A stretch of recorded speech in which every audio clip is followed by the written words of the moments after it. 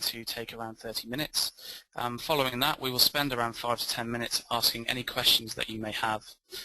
We're encouraging you to tweet your questions to us whilst the presentation is taking place by either tweeting at PerformanceIN or at NetMediaPlanet and adding the hashtag display2015, that's display2015, to your tweet.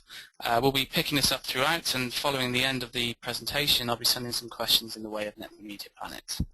The webinar is also being recorded and we will be made available to all registrants post-event. That leads me on nicely to the introductions for our presenters for today. Sri Sharma is founder and CEO of NetMediaPlanet. Sri is a digital performance and tech specialist and has spoken at numerous conferences across Europe, Asia and the US, including PerformanceIN's very own Performance Marketing Insights series. And he's joined by Andrew Turner, who is the company's Head of Display Sales and Partnerships. Andrew graduated with a degree in Advertising and Marketing from the University of Lincoln and has been with NetMediaPlanet for over 4 years. So there's all the introductions. Over to you, Sri and Andrew.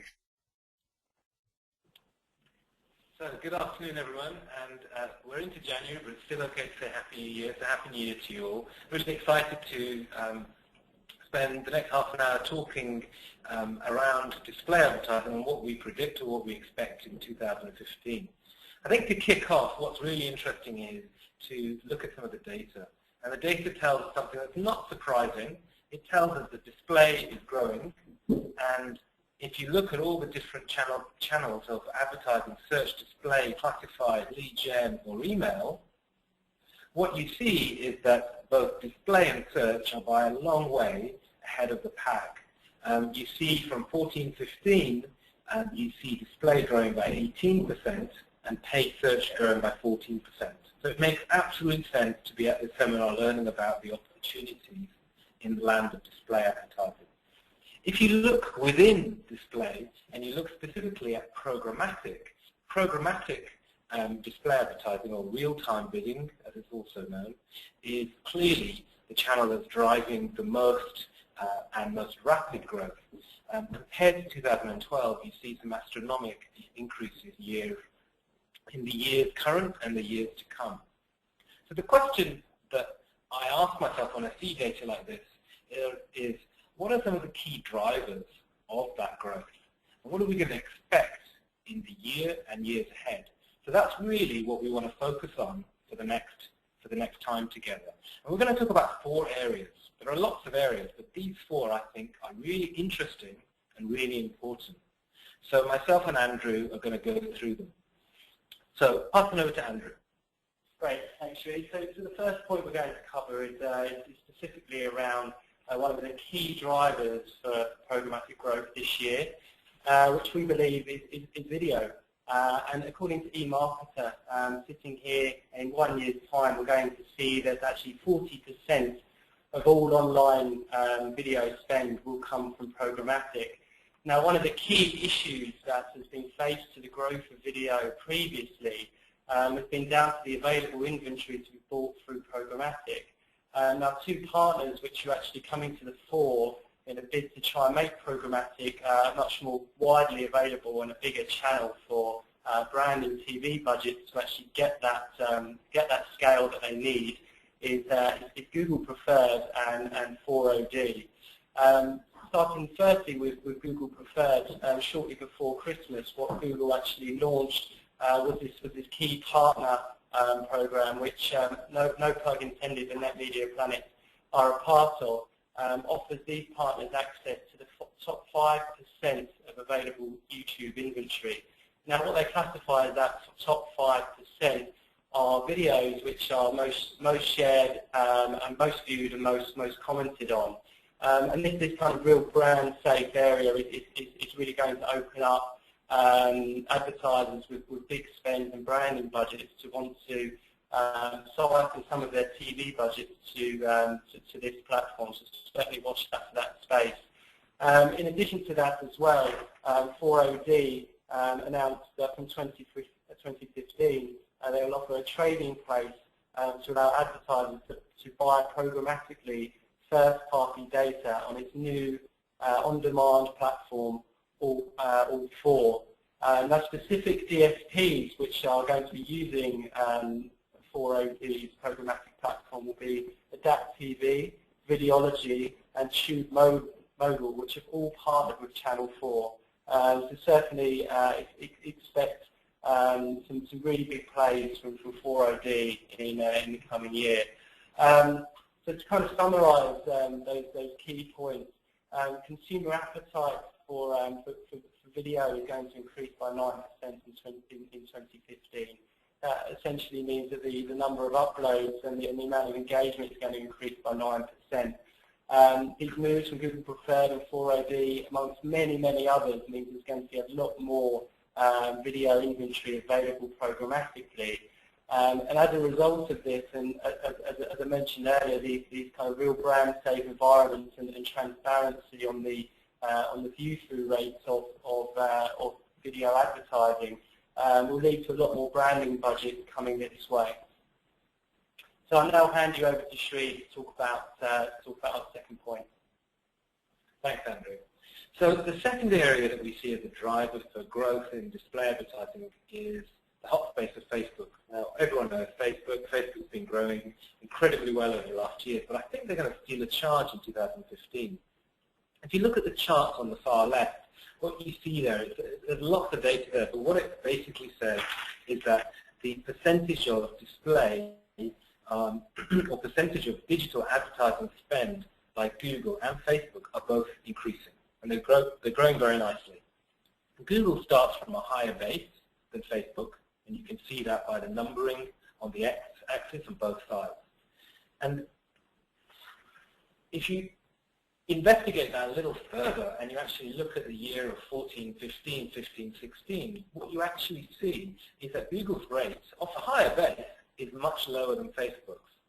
So Google's growing at a rate of 1.8%, whilst Facebook is 15.6% year on year. And that's quite interesting because it says the space that's growing the fastest and where the most opportunity is going to emerge is Facebook. And a couple of ways that that's manifesting. If you take a look at Atlas, which was acquired by Facebook last year and some of the year before in terms of the process, what they have got to now is a really scaled solution that enables, for example, a user on a desktop who's signed into Facebook and visits, let's say, a retail site like John Lewis and browses some shoes. If they then go to a mobile browser on their mobile device, as long as they're logged into Facebook and they're visiting websites on the Atlas network, and Atlas being Facebook DSP, it means that you create a scenario where you can do cross-device retargeting. So desktop to mobile in this scenario. And you could imagine it going the other way around also. So that's really exciting because what this does is it enables cross-device retargeting on an enormous scale because it's Facebook and Atlas combined. And that's only going to grow. Another way that this kind of manifests is taking a look at some of the ad formats and the targeting capability within Facebook. If you see the image on the far right, you see a Facebook screen grab along with My Wardrobe as a brand of the retailer highlighted. So we've done some work with My Wardrobe, and last year we ran a Facebook campaign to target shoppers who hadn't been active for a year. So we targeted actual CRM email addresses from My Wardrobe, but individuals who hadn't been shopping on My Wardrobe for 1 year. Now we expected the results to probably match the conversion rates of channels such as search, which is pretty strong. 4% we thought was realistic in terms of conversion rate. We actually got conversion rates of 9%. So what you're seeing here is through intelligent ad formats and through intelligent targeting, we're creating the potential within Facebook to be a real opportunity for sales delivery where it wasn't a few years ago. So not just a great place for branding that FMCG channel might use, but actually a place for retailers to create new sales. And we're seeing that as a real opportunity for the future. So if I had to summarize, what we expect for 2015 and beyond is we expect stronger performance. And we expect that strong performance to lead to more spend. And we're seeing that indicatively in the market share stats, and we expect that to continue to grow. And that's going to be driven by advertising, not just in retail, but travel, finance, and FMCG. Secondly, we believe, and I believe, that Atlas is going to revolutionize cross-device remarketing because of the scale of Facebook and the scale of the Atlas DSP. And lastly, we're going to see more and more intelligent and rich formats coming out from Facebook. Earlier this year, we would have seen some improved right-hand rail banners, and we're going to see more of that in 2015. But we're also going to continue to see evolutions in their targeting capabilities, which are going to be focused on revenue creation. And talking about rich formats, Andrew's going to move on to the third point. Right, thank you, Sheree. So the formats we talk about here are an extremely important topic, because whilst we can speak all day about programmatic and its ability to find the right audience, users will often become disengaged with creative that they see over and over again. So the importance of trying to find users with with new creative and ways to actually drive that engagement rate and get them through to your site is becoming more important than ever with an extremely competitive environment with ad space availability. The first creative we're going to speak about is dynamic creative, which I'm sure everyone on this call has heard of, knows and loves. But specifically, what people often think of with dynamic creative is product dynamic remarketing, where based on what a user sees on site, then sees that product along with other suggestions. Where in fact, dynamic creative should be thought of as much more than that. It offers the ability to lay out many different options of how you can serve different layers of that creative to a user. Even having the creative itself built within a studio to allow advertisers to be able to amend sales-based messaging or promotion-based messaging is a key targeting element that advertisers should be taking advantage of this year.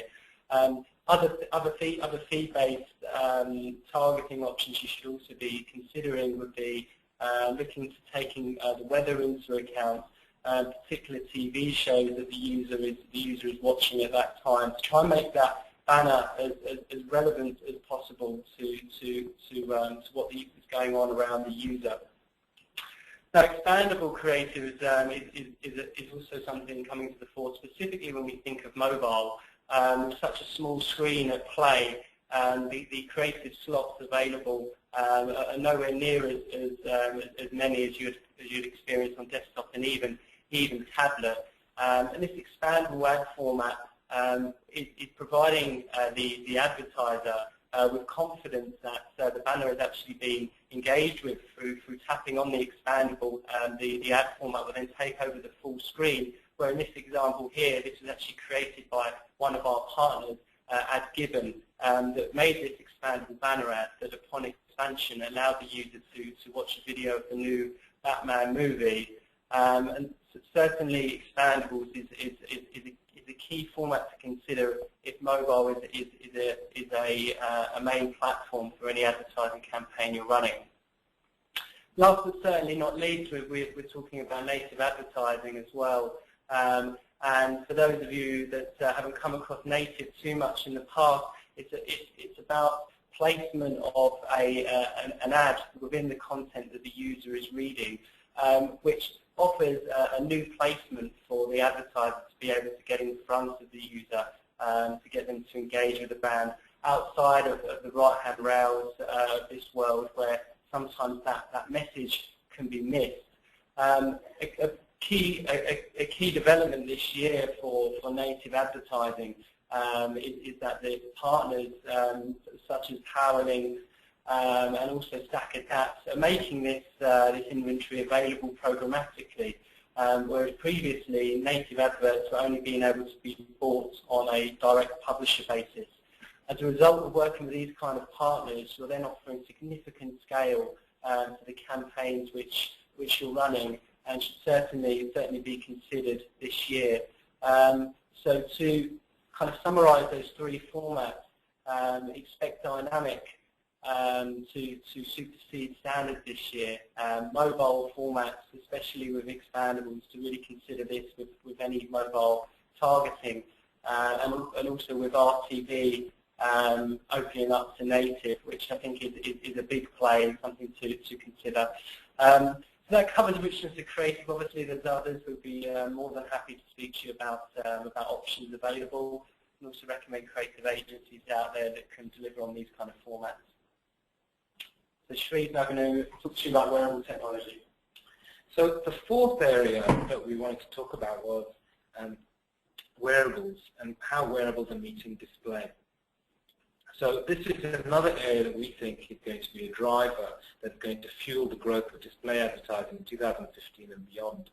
And before I kind of summarize with some key points around wearables, I wanted to bring to life an actual example of display advertising in wearables. And I think this is probably the world's first advertiser to advertise programmatically on wearable devices. And Amtrak, if you don't know them, is the rail system in the US. So Amtrak actually did an advertising campaign through an ad network that focuses on wearables called FitAd. And they focused on an app called Golf Shot. So the objective was to advertise Amtrak's train proposition to executives who were walking between holes on the golf course near the East Coast railway line. I don't know how effective this was because most Americans drive, and certainly if you carry a whole bunch of golf clubs, you're probably going to drive. But nonetheless, it's a first for Amtrak. What they did was focus on targeting Samsung and Sony watches, and they focused on using GPS targeting so that they knew that these golfers were walking in between holes and that they were close to the Amtrak line. And the results aren't out from the campaign, but I think it's very impressive nonetheless because Amtrak have become the first advertiser to actually try programmatic advertising for wearable technology. And I think this is only going to get better in the future. And what we can expect in the year ahead and years ahead is more display advertising in wearables, and that's going to become an industry in its own right. Andrew talked in the previous point about rich format. We're going to see even more clever creators in the future to make them engaging as an experience for the user and converting as an experience for the user. And lastly, we're going to see really intricate and interesting targeting means. You're obviously going to be able to target by location, but fascinatingly, body signal. So what's your pulse rate? What's your body temperature? And lastly, what activity are you doing? So if you're in a golf app, then you're likely to be playing golf or interested in golf. If you're in a running app, you're likely to be interested or actively running. And when you have this kind of granularity, it enables you to target really, really tight niches and effectively bring about better awareness, engagement, and conversion. So I think this is going to be an incredibly exciting space for 2015 and beyond, and certainly a space that we'll be playing in and exploring into the future. So in summary, the four key areas that we've talked about as primary areas of growth for display advertising are: one, programmatic growth through video. This is only going to keep growing as viewers enjoy video content and it becomes more accessible through the likes of 4OD or the likes of Google Preferred. Facebook's going to steal a charge because they're growing drastically and dramatically, and their tie with Atlas is going to enable cross-device remarketing, which is going to be super powerful. Creatives are going to get far richer and complex, but as a result, far more engaging. So you really want to be exploring how you can get better engaging creative content now before your competitors do. And lastly, a really hot area as it starts to expand from niche to mainstream in 2015 and beyond will be wearables and the opportunity for display advertising. Now, there are many other important areas, but these are four that we want to focus on in the time that we have together. Other important areas have to be areas such as viewability and fraud, and we'd welcome any questions on these kinds of topic areas or any others in the world of display advertising. So over to you, Chris. Great, thanks Sri and Andrew for that presentation. Yes, we've got some time for some questions. We've had a couple come through on my email as well. So I think one of the ones that you were talking about in terms of, I guess, getting started in this area. So it was a question. It's obviously dependent on KPIs and goals, but in order to get started and run a test campaign on the likes of Facebook and Google's networks, how much budget would you need to get going? Are there any sort of ideas you can share with us on whether that's worth, spending budget on that, or would it actually be worth trialing it on a smaller network so that you can measure its distribution more effectively, or does it not really matter? Okay, I'll handle that one. I think certainly as a recommendation, trialing activity on the platforms such as Google and Facebook should be paramount, because these are despite the budget that you're using, are going to be yielding the strongest results, because they have the reach in terms of a publishing network and also the creative the creative targeting options available to actually allow you to really maximise the performance of display advertising.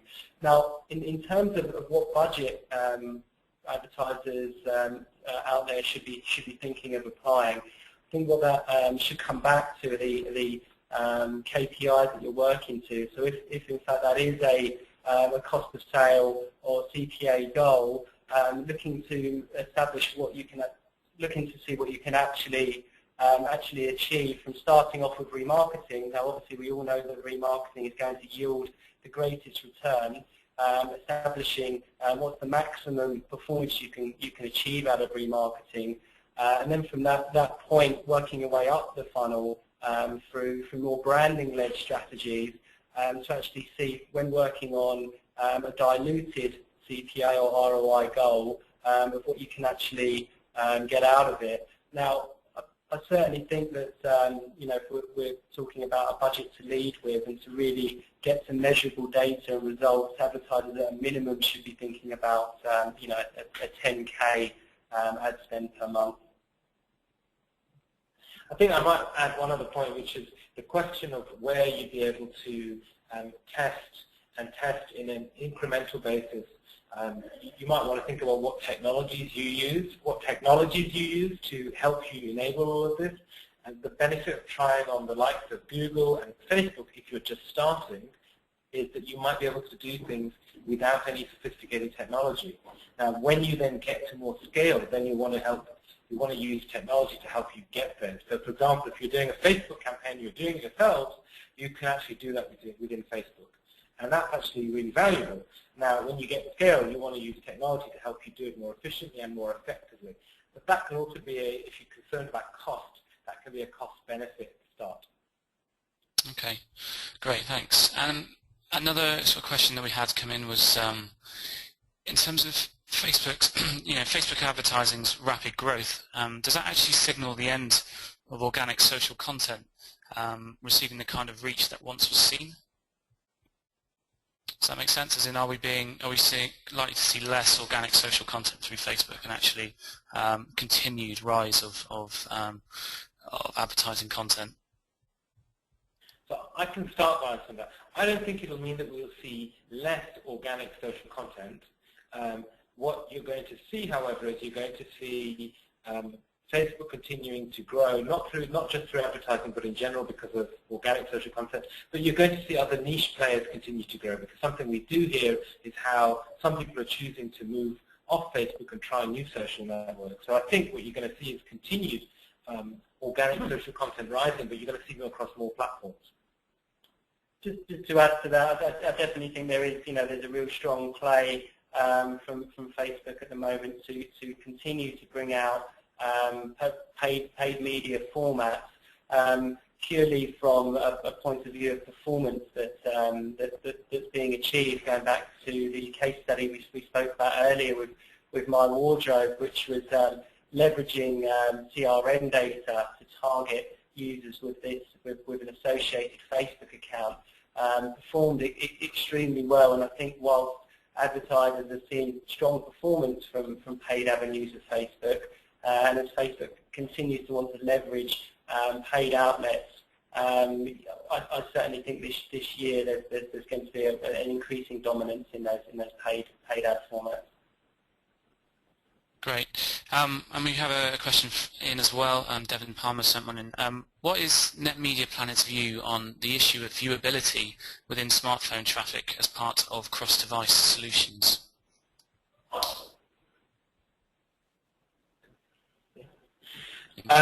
So first off, there's two parts to that. What's the issue of viewability? And secondly, with cross-device. Did you say cross-device as well in there, Chris?